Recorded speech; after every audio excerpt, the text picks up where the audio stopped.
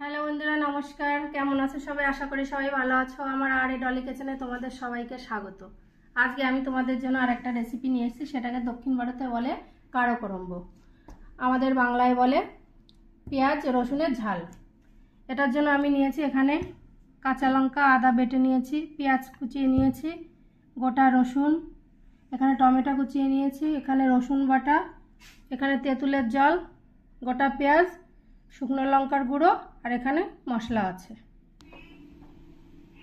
দেখো আমি এখানে একটা কড়াই নিয়েছি, কড়াইতে তেল দিয়ে দিয়েছি, তেলটা গরম হয়ে গেছে। এবার আমি একে সর্ষে ছেড়ে দেবো। সর্ষেটা ফুটে গেছে, এবার আমি 3টে শুকনো লঙ্কা দিয়ে দেবো। তারপরে কারি পাতা নিয়েছি, কারি পাতাটা দিয়ে দেবো। এবার এই পেঁয়াজগুলো দিয়ে দেবো, কুচানো পেঁয়াজগুলো। এবার আমি গোটা পেঁয়াজগুলো দিয়ে দেবো, দিয়ে ভালো করে ভেজে নেবো। এবার এই রসুনগুলো দিয়ে দেবো, দিয়ে ভালো করে ভেজে নিতে হবে।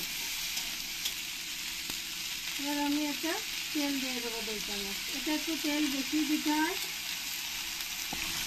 এই যে রসুন বাটাটা ছিল, আমি এখান থেকে 1 চামচ দিয়ে দেবো। এই যে কাঁচা লঙ্কা আর আদাটা পেস্ট করে রেখেছিলাম, এখান থেকে আমি 1.5 চামচ দিয়ে দেবো। টমেটো কুচিয়ে রেখেছিলাম, এটা দিয়ে দেবো। একটু হলুদ দিয়ে দেবো, লবণ দিয়ে দেবো। এবার এতে এই লঙ্কার গুঁড়ো আছে, আর কিছু গুঁড়ো মশলা আছে। গুঁড়ো মশলায় আছে ধনে, মরিচ, জিরে, গোলমরিচ একসঙ্গে পেস্ট করা আছে। এবার এই যে তেঁতুল জলটা বানিয়ে রেখেছিলাম, এই তেঁতুল জলটা দিয়ে দিতে হবে।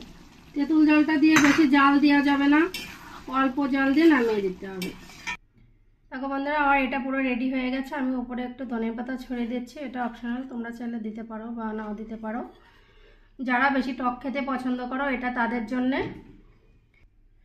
দেখো বন্ধুরা, এই কারকর্মটা পুরো রেডি হয়ে গেছে। তোমরা অবশ্যই একবার বাড়িতে ট্রাই করবে।